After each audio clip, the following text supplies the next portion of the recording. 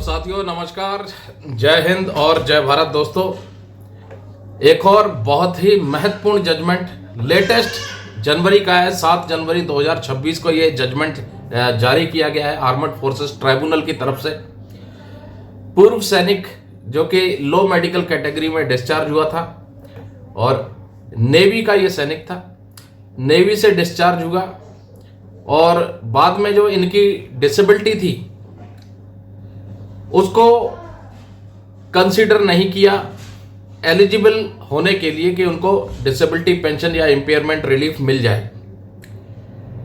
इनकी 2 डिसेबिलिटी थी। एक थी रिकरेंट डिसलोकेशन राइट शोल्डर, जो दाहिने कंधा है, राइट शोल्डर है, वो उसमें रिकरेंट डिसलोकेशन वाली दिक्कत थी। और दूसरा डायबिटीज टाइप 2 मेलिटस।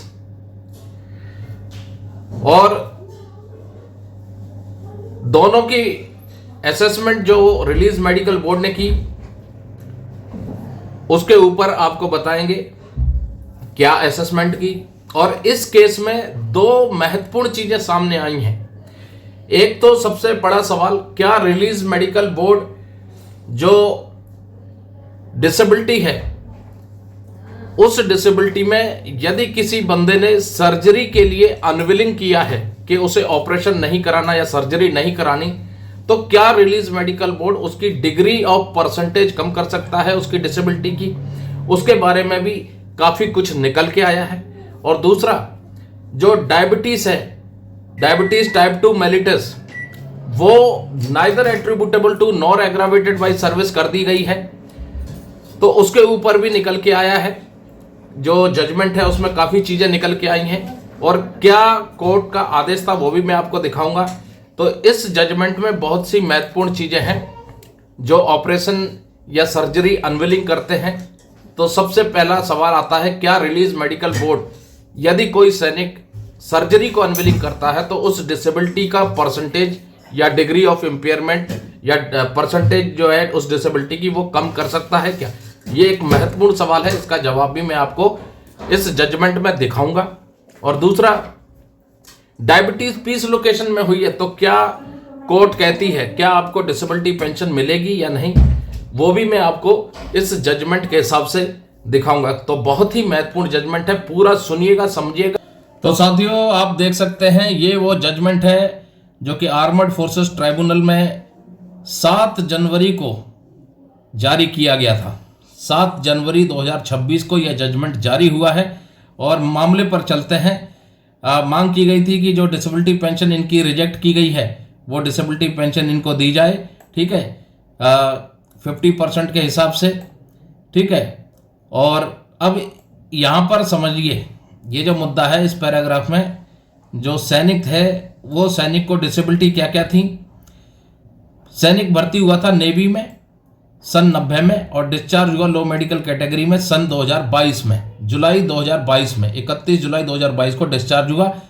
पूरी सर्विस करके डिस्चार्ज हुआ on completion of terms of engagement, लेकिन लो मेडिकल कैटेगरी में डिस्चार्ज हुआ 32 साल 21 दिन सर्विस करके, ठीक है। एप्लीकेंट सर्विस पेंशन उसको मिल रही है, लेकिन डिस्चार्ज होने से पहले उसने रिलीज मेडिकल बोर्ड कराया, ठीक है, रिलीज मेडिकल बोर्ड हुआ, उसमें उसकी 2 डिसेबिलिटी थी। इस सैनिक की 2 डिसेबिलिटी थी। पहली रिकरेंट डिसलोकेशन राइट शोल्डर जो कि 20% थी, एट्रीब्यूटेबल टू सर्विस भी थी, लेकिन इस डिसेबिलिटी को बाद में आप देखेंगे which has been reduced to 10% for life due to unwilling for surgery. 20% disability थी, ठीक है। अब उसका जब असेसमेंट कर रहे होंगे तो उसके सर्जरी के लिए बोला होगा, लेकिन सर्जरी से उन्होंने अनविलिंग कर दिया और अनविलिंग करने की वजह से उनका जो 20% था वो रिलीज मेडिकल बोर्ड ने 10% कर दिया। अब 10% कर दिया तो लेस देन 20% होने की वजह से उनका डिसेबिलिटी पेंशन रिजेक्ट हो गया, ठीक है। एट्रीब्यूटेबल टू सर्विस थी ये, रिकरेंट डिसलोकेशन राइट शोल्डर वाली जो डिसेबिलिटी थी ये एट्रीब्यूटेबल टू सर्विस थी, ये देख सकते हैं आप, ठीक है। दूसरी जो डिसेबिलिटी थी इनकी टाइप 2 डायबिटीज मेलिटस जो कि 20% थी, लेकिन नाना डिसेबिलिटी थी। ठीक है, और कंपोजिट डिसेबिलिटी की बात करें तो 36% कंपोजिट डिसेबिलिटी थी फॉर लाइफ के लिए। अब बंदे का जो डिसेबिलिटी क्लेम है एप्लीकेंट का, वो कर दिया रिजेक्ट। ठीक है, किसने? रेस्पोंडेंट ने, यानी विभाग ने, सरकार की तरफ से रिजेक्ट कर दिया 14 जुलाई 2022 को। फिर फर्स्ट अपील डाली 2023 में, वो भी रिजेक्ट हो गई, अपीलेट कमेटी ने रिजेक्ट कर दी। ठीक है, उनको इंटीमेट कर दिया 17 जनवरी 2024 को। ठीक है, उसके बाद उन्होंने ओरिजिनल एप्लीकेशन फाइल की एएफटी में। अब कोर्ट ने क्या ऑब्जर्व किया, सारी दलीलें वलीलें सब हो गई, पूरी राम कहानी आपको नहीं बताएंगे, सारी दलीलें हो गई। तो कोर्ट ने ये पॉइंट ऑब्जर्व किए। पहला point, weather the RMB can reduce the degree of first disability on ground of unwilling for surgery. जो इनकी पहली डिसेबिलिटी थी रिकरेंट डिसलोकेशन राइट शोल्डर वाली, तो सवाल सबसे पहला जो आया कोर्ट के मन में ये था कि क्या रिलीज मेडिकल बोर्ड सैनिक के सर्जरी को अनविलिंग करने की वजह से जो डिग्री ऑफ डिसेबिलिटी है, क्या उसको कम कर सकता है रिलीज मेडिकल बोर्ड, जैसे कि 20% से 10% कर दिया था। पहला सवाल कोर्ट ने ये ऑब्जर्व किया। दूसरा जो सवाल ऑब्जर्व किया कोर्ट ने, वो ये ऑब्जर्व किया, whether the second disability of the applicant is attributable to और एग्रावेटेड बाय नेवल सर्विस। दूसरी जो डिसेबिलिटी है, क्या वो एट्रीब्यूटेबल टू या एग्रावेटेड बाय नेवल सर्विस है, यानी कि जो उनकी डायबिटीज टाइप 2 मेलिटस है, क्या वो एट्रीब्यूटेबल टू या एग्रावेटेड बाय सर्विस है। उसके बाद तीसरा जो सवाल है जो कोर्ट ने ऑब्जर्व किया कि जो एप्लीकेंट है, क्या वो एंटाइटलमेंट है बेनिफिट का, राउंडिंग ऑफ का, जो डिसेबिलिटी एलिमेंट और डिसेबिलिटी पेंशन है। तो ये 3 महत्वपूर्ण सवाल कोर्ट के मन में आए। ठीक है, अब इन तीनों सवालों का कोर्ट ने बारी बारी से जो है अध्ययन किया और चीजें निकाली। तो जो with regard to first question, ठीक है, फर्स्ट क्वेश्चन क्या था, ये वाला, whether the RMB can reduce the degree of first disability on ground of unwilling for surgery. क्या रिलीज मेडिकल बोर्ड किसी सैनिक के सर्जरी को अनविलिंग करने की वजह से डिग्री ऑफ डिसेबिलिटी उसको कम कर सकता है, क्या परसेंटेज कम हो सकती है। तो उसके ऊपर ऑलरेडी एक जजमेंट दिल्ली हाई कोर्ट का आ रखा है। ठीक है, जो मामला था दिल्ली हाई कोर्ट में, union of India and others versus sergeant Dulal Das, air force का ये पूर्व सैनिक था सार्जेंट दुलाल दास। इस मामले में दिल्ली हाई कोर्ट ने ये चीज ऑब्जर्व की थी। ठीक है, अब ये चीज क्या है, once the RMB has itself arrived at the subjective opinion that the respondent's refusal to subject himself to surgery was an acceptable refusal given the risk of surgery and chances of persistence of the disability, it is a natural sequitur that the petitioner could have treated the said refusal as a base to reduce the percentage of disability from 20% to 10%। तो ये सारी कहानी निकल के आई। अब इसका meaning क्या है, चलिए ट्रांसलेशन में चलते हैं, हम आपको इसका मीनिंग भी दिखाते हैं। ये आया, ये आप देख सकते हैं, ये है मीनिंग इसका। जब एक बार जब आरएमबी इस नतीजे पर पहुंच जाता है कि सर्जरी के जोखिम और विकलांगता के बने रहने की संभावना को देखते हुए प्रतिवादी का सर्जरी से इनकार करना एक स्वीकार्य इनकार था, तो यह स्वाभाविक है कि याचिकाकर्ता उस इनकार को विकलांगता का प्रतिशत 20 से घटाकर 10 करने का आधार नहीं मान सकता। ठीक है, तो सर्जरी से अनविलिंग कर दिया है, तो ये इसका मतलब ये नहीं है कि वो परसेंटेज कम हो जाएगा। ठीक है, वो चीज आ गई। और इसलिए अब कोर्ट कहती है, यहां पर कोर्ट क्या कहती है इस पॉइंट पर, पैरा नंबर 7 पे कहती है, in the instant case first disability has been assessed 20% for life by Release Medical Board RMB as attributable to service. It was reduced by RMB due to unwilling certificate given by the applicant.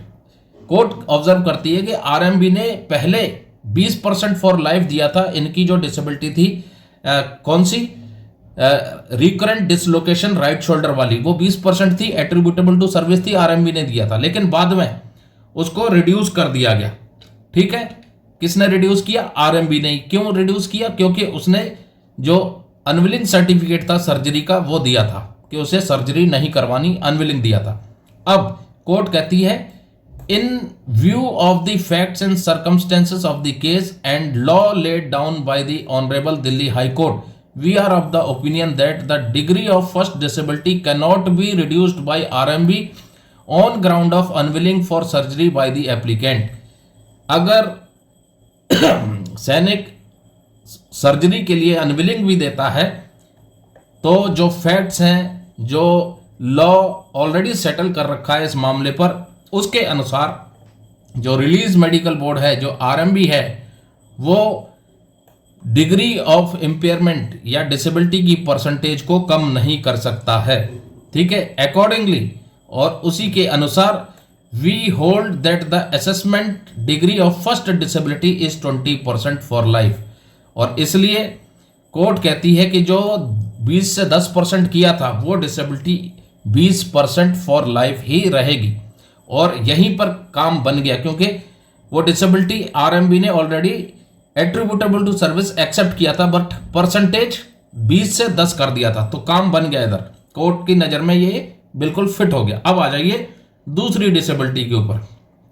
Further the law on attributability of a disability has already been settled by honourable Supreme Court in the case of Dharmvir Singh versus Union of India and others.